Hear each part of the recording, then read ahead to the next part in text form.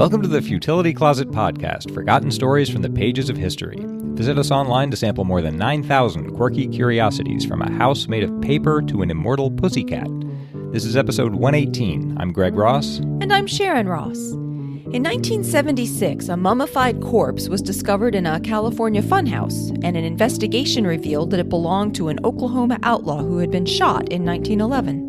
In today's show, we'll trace the surprising post-mortem adventures of Elmer McCurdy, the bandit who wouldn't give up. We'll also reflect on a Dutch artist's disappearance and puzzle over some mysterious hospital deaths. I have to thank listener Scott Brooks for suggesting this one.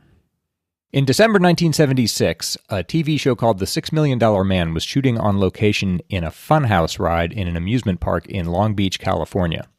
In the episode, an East German rocket scientist was planning to shoot down an American plane using a ground-to-air missile that had been installed in a carnival ride, which tells you pretty much everything you have to know about that show. The carnival ride was called Laugh in the Dark, and it was a pretty standard horror ride of that time, in which guided cars would pass through the dark past an assortment of horrors.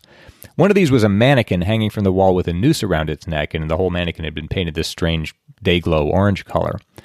And the workers on the TV show who were setting up to film in the amusement park ride found that it was very light, this mannequin, and stirred in a slight breeze.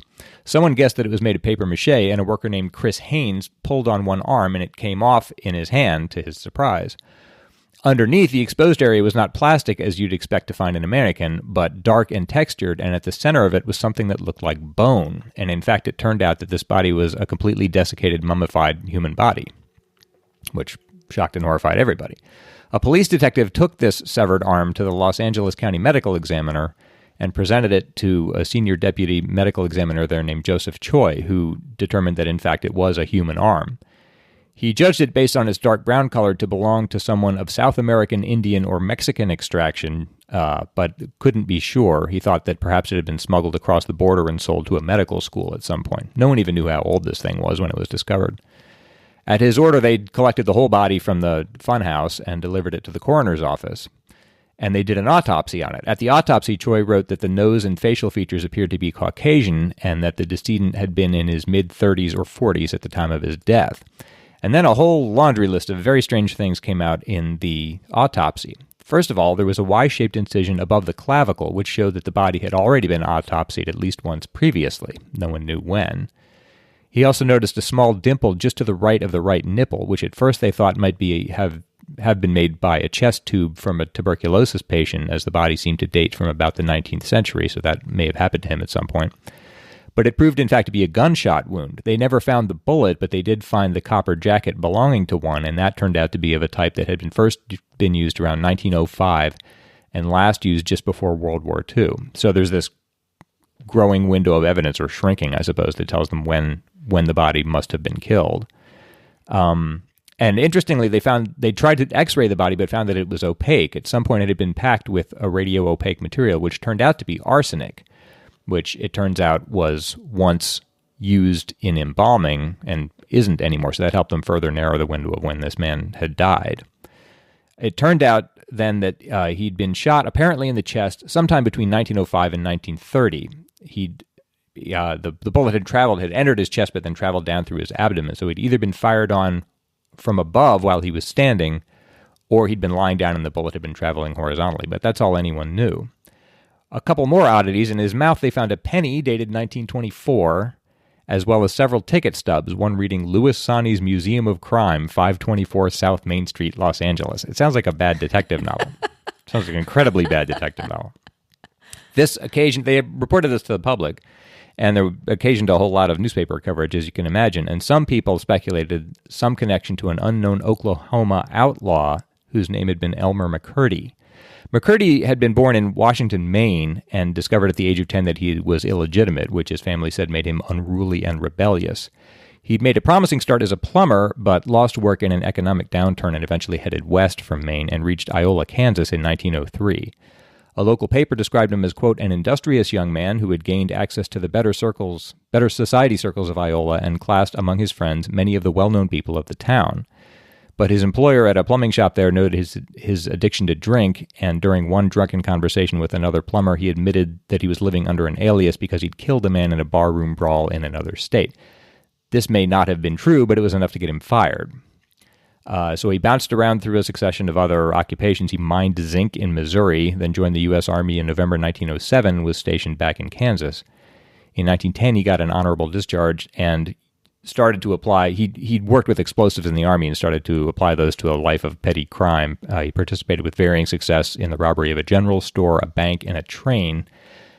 A lot is made of his career as an outlaw just because it makes the story better. He was not much even of an outlaw. He robbed only 2 trains altogether in his career. The first train holdup was planned in Oklahoma with a small gang of men and took place just over the Kansas line near Coffeyville. That went relatively well, so they recruited some more men and tried to hit another train, and this one they bungled a bit. What they had hoped to do was rob a train that carried a periodic payment from the United States to the Indian tribes in Oklahoma. They undertook this on the night of October 6, 1911 in northeast Oklahoma. They stopped the train, uncoupled the engine in the express car from the rest of the train, and then searched it and found only $46, which even in 1911 wasn't much money. It turned out they'd stopped the wrong train. They should have waited a little bit longer. So they just gave up the whole thing as a bad job, and McCurdy fled through the Osage Hills, drunk and ineptly covering his tracks. The train's conductor reported the attempt, and a posse of men and bloodhounds tracked him to the farm of Charles Rivard, where he, by that time, was sleeping in a barn. And 3 sheriff's deputies who found him there decided just to wait until morning before they confronted him. There are a lot of different accounts of what happened that morning, some of them more glorious than others. Some say he said, "You'll never take me alive," and things like that. I think probably the most accurate is the most mundane one. This is a quote from a deputy sheriff. "It began just about 7 o'clock. We were standing around waiting for him to come out when the first shot was fired at me. It missed me, and he then turned his attention to my brother, Stringer Fenton. He shot 3 times at Stringer, and when my brother got under cover, he turned his attention to Dick Wallace. He kept shooting at all of us for about an hour. We fired back every time we could. We do not know who killed him. But one of them did kill him. One of these whizzing bullets happened to hit him, and eventually he stopped firing, and when they approached the barn, they found that he was just lying there dead. He was taken to the funeral parlor in Pawhuska, Oklahoma, which curiously didn't bury him. The owner of the funeral home, Joseph Johnson, later claimed that he was holding the body in lieu of payment for services performed. But the fact is that in those days, the bodies of outlaws were seen as outside the law and were often exhibited, photographed, and otherwise placed on public display. It was sort of accepted that you could do that with someone who had been a criminal in life. As I said, the media made more of McCurdy than he was after he had died, and he became a sort of post-mortem celebrity. Hundreds of people trooped through Johnson's undertaking rooms to view the body, and no one identified him. At this point, no one knew for sure who he was. Johnson said, quote, "Every showman or street carnival that came to town tried to buy the body for show purposes, but they were advised it was being held in the hope that relatives could claim it." That may be so, but it was also great free advertising for Johnson, who had hundreds of people trooping through his otherwise empty funeral home. Johnson photographed McCurdy lying in a wicker basket and added a quantity of arsenic to his embalming fluid, which was enough to preserve him for decades, as we have already learned. So it's like he was more successful in death than anything he'd managed to do in life. Yeah, it's a strange story. His life was pretty unremarkable. Yeah. But it gets very remarkable now. Finally, William Root, who was his old employer from Iola, Kansas, the one who had fired him for claiming to have killed a man, identified him, came down from Kansas and identified him. And Johnson dressed him in formal wear and combed his hair, and they took a second photograph, sort of officially presenting him with his now acknowledged identity and saying he'd been shot by a sheriff's posse near Pawhuska in October 1911, and the case was closed, so at least now they knew who he was. But they couldn't really bring themselves to bury him at this point, I guess because it was still so lucrative as an attraction. 6 months after the shootout, Johnson's son noted that they, quote, "saw the body could be stood on its feet, and as the embalmed bandit, they had already become an object of local interest. We dressed him in the clothes he had worn in his last fight and stood him in the corner of our mortuary." So he's passed invisibly over this. Instead of being perceived as a dead person who's headed eventually for the grave, now he's just a perpetual curiosity. He's just an exhibit. Yeah, exactly. And in fact, his body lay, or rather stood, in the Johnson Funeral Home for 5 years and just became a local celebrity there. In 1916, 2 men arrived, one claiming to be McCurdy's long-lost brother, who was weeping and said he had come to honor the dying wish of their mother to bring home her wayward son back to Maine. They somehow got the approval of the sheriff and the county attorney, so Johnson had to give them the body. In fact, they turned out to be James and Charles Patterson, the owners of the Great Patterson Carnival shows, a traveling carnival. And they took him, instead of taking him to Maine, they took him to West Texas on the road with the carnival, which was a caravan of rides and human curiosities. They billed him as the Oklahoma Outlaw and toured the country with him, in fact, covering about 6,000 miles each season, and he was viewed over that time by tens of thousands of people. In 1921, Carnival owner Louis Sani, whose ticket stub was eventually found in his mouth, obtained the body as security on a $500 loan that was never repaid. Sani bought a casket in which to display him as part of a traveling wax museum of crime. That was successful, and Sani toured him up and down the West Coast for a few years. By 1927, he'd been on the road for more than a decade, and Sani got tired of touring, so he established a wax museum in Los Angeles, and McCurdy was displayed there, and when money was tight, he was toured up and down the West Coast a few more times. In 1928, Sani added McCurdy to the sideshow accompanying the Bunyan Derby, which we told about in episode 102, which again, if you haven't heard that one, was a transcontinental foot race from the West Coast to the East across the United States in 1928. That foot race brought with it a little, by all accounts, pretty pathetic sideshow that they would exhibit in the evenings as a way to make some money to cover the food and shelter expenses that they were spending on the runners. In that sideshow, McCurdy was dressed in outlaw garb and placed in an upright coffin alongside other sideshow exhibits, including a 5-legged pig and a dog that talked with its ears. It just gets more and more undignified. 2 years after that race, McCurdy was spotted in Southern California by Joseph Johnson, the old Undertaker's son, Luke, who was on a business trip. He was in Carnival in Ocean Park, and the pitchman said that McCurdy had drunk poison, which had fused with the acids in his body, mummifying it. So at this point, people are just making up stories about him, whatever will sell it. They might not even know. Yeah, that's true. So Luke had the goodness to correct him, and the pitchman changed his pitch, but they kept just exhibiting him for money. In the early 1930s, Louis Sani's museum in downtown Los Angeles went into decline, and he moved instead into exploitation films and displayed McCurdy's body in a film called Narcotic, warning audiences against the perils of drug abuse. In fact, they placed the corpse for a time in the lobby of theaters as a, quote, dead dope fiend who'd killed himself while surrounded by police after he'd robbed a drugstore to support his habit. Oh, wow. It's not clear to me whether anybody regulates these things. This was in the He was used in exploitation films from the 1930s through the 1960s. And it's an actual human body that's been embalmed with arsenic, but is just sort of being treated as this object that anyone can sort of do anything with. You'd hope these things would be... Some of this stuff would be illegal. He was kept in a storage room behind filmmaker David Friedman's office throughout the mid-'60s. After Narcotic, he appeared in a few more films, one of which was called March of Crime, another called She Freak. But mostly now he was used for children's Halloween parties and for practical jokes around the office. In 1968, he was bought by 3 Canadians who were displaying a collection of wax figures outside the World's Fair. Some accounts say that they took him to South Dakota to display near Mount Rushmore. In fact, one of them told one author that he was too gross to display, and they left him behind in California. But in 1971, they came back and assembled a haunted house of wax at the New Pike Amusement Park in Long Beach, which is where we came in. One of them wanted to rig the body to twitch in its coffin in front of the house, so we took a drill to the foot. Quote, when I drilled a hole in the foot, some yellow, almost gooey stuff came out on the drill, and of course at that point I thought, my God, what have we got here? But he went ahead anyway. So they didn't actually realize that this was a cadaver. That's an interesting question. In the beginning, way back in the beginning, when he was displayed in the Undertaker's parlor, it was explicitly presented as the body of a dead human being. Right. But by the time he gets to the funhouse, certainly when the TV crew discovers him, no one imagines that this figure had ever been a living human being. So there's this invisible threshold he crossed at some point when people stopped understanding that this was a human being. Right, and they thought it was like a wax figure or paper mache or something. Yeah. But it's not at all clear to me, even having researched this, where that threshold is. Yeah. I mean, in the 1960s, he was displayed in theater lobbies as explicitly a dead dope fiend. So people thought that, at least at that time. True, although they could have just thought he was a very good that's true. replication of a dead body. I guess, I don't know, I guess different people stopped realizing it at different times. Anyway, this man went ahead anyway and rigged up the body to twitch on the boardwalk, and that he did, billed as the 1,000-year-old man for a few more years. By 1972, the business was abandoned as the operators fled in default of unpaid rent, and the amusement park confiscated the body and put it for a year in the closet of an electrician named Ray Scott, who couldn't possibly have thought it was a real body by that time, you would hope. He shared his apartment with McCurdy for about a year until the amusement park decided to revamp its laugh-in-the-dark funhouse using McCurdy as a prop, and that's where we came in. Yeah. The electrician hung him near the ceiling, painted him day-glow red, and installed a switch that triggered a blue light. And he hung there for 4 years, until 1976 when Universal Studios finally discovered him. Anyway, after he was finally identified, the corpse was returned to Oklahoma, and he now lies in Guthrie, Oklahoma, the old territorial capital, under a couple of cubic yards of concrete to prevent anyone from resurrecting him again.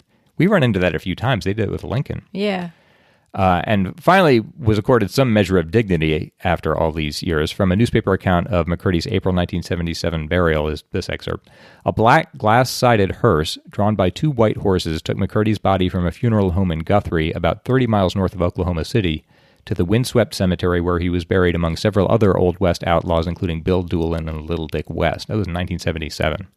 So if you add all this up altogether, Elmer McCurdy spent 65 years in freak shows and dusty warehouses. In other words, that's about more than twice his active life. His career after death, just wandering around the earth, was twice as long as his actual life. And I think if there is an afterlife anywhere, he must have spent 65 years just watching all his body go through this whole parade of indignities. So I hope he's finally found some rest.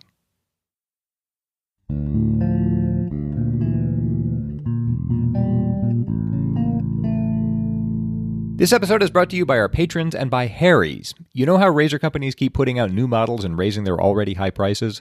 Well, our friends over at Harry's don't believe in upcharging. They've just made a bunch of improvements to their razors, and they're keeping prices exactly the same. They're still just $2 per blade compared to the $4 or more you'll pay at the drugstore. Harry's 5-blade razors now include a softer flex hinge for a more comfortable glide, a trimmer blade for hard-to-reach places, a lubricating strip, and a textured handle for more control when it's wet. I've mentioned Harry's before. For years I used an electric shaver until Harry's had me try their blades, and I'd forgotten how close a shave you can get with a good blade. And their quality is always 100% guaranteed. If you don't love your shave, Harry's will give you a full refund. Harry's starter set is an amazing deal. You'll get a weighted razor handle of your choice, moisturizing shave cream, 3 precision-engineered 5-blade cartridges, and a travel cover, all for just $15. And for a limited time only, there's a special offer for fans of this show where you can get it for less. We've partnered with Harry's to give you $5 off your first purchase with promo code CLOSET. Go to harrys.com right now and enter code CLOSET at checkout to claim your offer. That's harrys.com and enter the code CLOSET. In episode 114, Greg told us about the disappearance of Donald Crowhurst, who set out on a solo round-the-world boating race and ran into significant difficulties, after which he attempted to fake his voyage and apparently began losing his sanity and likely committed suicide. Elliot Johnson wrote, "Hello, Greg, Sharon, and Sasha. I'm a big fan of your podcast and was delighted to hear your inevitable retelling of the Donald Crowhurst story. I wonder if you are aware of a Dutch artist named Bas Jan Ader, who in 1975 set out on a solo voyage from Cape Cod, Massachusetts to Falmouth, England, as part of a performance art piece called In Search of the Miraculous. Radio contact was broken 3 weeks into his trip, and he was never seen again. Several months later, a copy of The Strange Last Voyage of Donald Crowhurst was discovered in his faculty locker at the university where he taught in Southern California. Thanks again for your incredible podcast and website." We didn't know about this and the connection to Donald Crowhurst, but this was an interesting story. Ader was from the Netherlands, but had emigrated to the U.S. in 1963 when he was 22. He was a conceptual artist, and according to the 2006 article by Richard Dormant in The Telegraph, he was more of an artist with limited popular appeal. In July 9th, 1975, at age 33, he set off in a 13-foot sailboat on a solo transatlantic voyage that was intended as a piece of performance art. As Elliot noted, radio contact with him was lost after 3 weeks, and he was never seen again. His partially submerged boat was discovered off the coast of Ireland the following April, but it gave no clues as to what had happened to him. Brad Spence, an artist who curated the first U.S. retrospective for Ader in 1999, said, "Initially, Ader's disappearance met with nearly unanimous skepticism. Even those close to the artist interpreted the event as a fabricated stunt perfectly in keeping with his sly, cryptic approach to art and life." Spence notes that Ader was known for being enigmatic and that he had been described as one part prankster and one part brooding, melancholy European.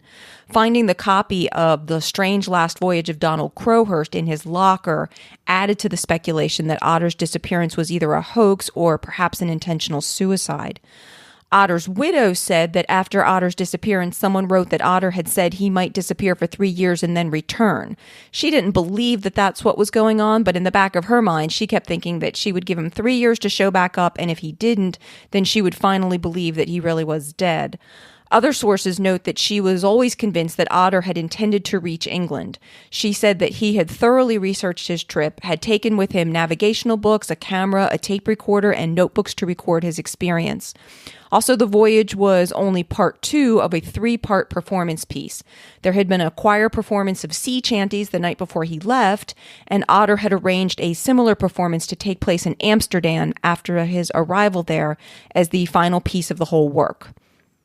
She also reported that they had had several conversations about the trip while he was planning it, and he had repeatedly insisted that his intentions were straightforward. In Dormant's article in The Telegraph, he notes that some of Ader's works can seem clown-like or absurd until you know more of his biography. For example, one of Ader's works consists of 2 photographs shown side by side. In the first, he is standing in a forest clearing looking directly at the camera. In the second, he is lying face down on the forest floor. Another is a photograph of all of his clothes randomly spread on the roof of his house. Dormant notes that Ader was born in 1942 in northern Holland. His parents had used their home to hide Jews from the Nazis, and when Ader was just a few months old, his father had been arrested and taken into the woods and shot. Dormant says that with this knowledge, the photos of Ader in the forest look like a reenactment of his father's execution. Ader's mother wrote a book about her life during the war and wrote that the Germans gave her 15 minutes to gather her things and leave the house, during which time she ran through the house flinging clothes out of the window with the hopes of returning for them later. Dormant says, knowing this, the photo of Ader's clothes thrown onto the roof of his house no longer looks like a piece of whimsy, but an act of homage to his mother. That really changes everything, but you have to know it. You do have to know it, and I wonder if, that was some of Ader's limited appeal in his lifetime, was you just see these things and don't know what to make of them necessarily, unless you know this whole biographical underpinning, possibly. Yeah. Ader's mother also wrote that when Ader had realized that his father wasn't ever coming back, he said to her, "Mama, please don't leave me." And this may explain one of Ader's pieces of installation art that basically consisted of his scrawling the words, "Please don't leave me," on a gallery wall. Yeah. And again, that wouldn't really maybe make a lot of sense unless you know the history. But if you do know it, it's really striking. Poignant, yeah. Ader also made a number of silent black and white films. In one, he sits on a chair perched on the peak of his roof and allows himself to fall, rolling down and off the roof. In another, he hangs from a tree branch until he loses his grip and he drops into a stream below. There's one of him steering a wobbly bicycle into a canal, one of standing in a strong wind that eventually blows him over, and one of him struggling to lift and then hold a heavy rock until he eventually drops it. Another film titled "I'm Too Sad to Tell You" is several minutes just of Ader crying. Dormant says, "Whatever else is true about Ader, I think it is safe to say he was a profoundly depressed man. It is in this light that we should see the films in which he falls from a roof, a tree, or into a canal. In order to fall, you have to let go, to lose control, just as you must if you allow yourself to feel the full force of overwhelming grief." In a superb documentary film Renee Dalder has made about Ader's life and work, it is suggested that the act of crossing the Atlantic in such a small boat was another way to lose control, to place himself at the mercy of a force greater than himself. Perhaps he let go of the steering wheel, surrendering himself to the ocean as he had surrendered to the force of gravity. We will never know. And it's funny, too, that the title of it, you said, was In Search of the Miraculous. I mean, that's sort of ambiguous, too. That is, In Search of the Miraculous. And I wonder what you were intended to read into that. It could be a piece of performance art, or it could be suicide, or it could be both. Yeah. I mean, his wife felt pretty convinced that it wasn't a suicide, but I mean, I wonder what you classified if it's sort of an unintentional or only semi-intentional suicide. I mean, if you set off on this little teeny boat, I don't know. Yeah, if it was just an accident, that's terribly ironic then that Well, it's given like his artistic background, that it would look ambiguous, you know? Yeah. Yeah. Well, I mean, and like Dormant said, perhaps he just let go of the steering wheel and let go, whatever would happen, sort of like some of the films that he made. It is always frustrating to like just have to say, well, we'll just never know. Yeah, but I suppose we won't. Some of Ader's silent films are on YouTube, and we'll have a link in the show notes to one collection of them for anyone who wants to see. Thanks so much to everyone who writes into us. And if you have any questions or comments, please send them to us at podcast@futilitycloset.com.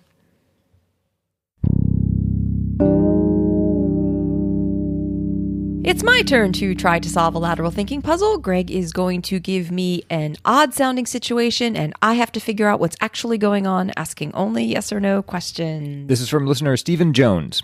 Okay. There are a number of mysterious deaths in a hospital. After someone in the hospital dies of natural causes, however, the mysterious deaths stop. Why?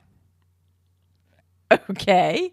Did this actually happen? It sounds like it did. No, he says it's based on an urban legend. It's based on an urban legend. Okay, so there are a number of mysterious deaths in a hospital.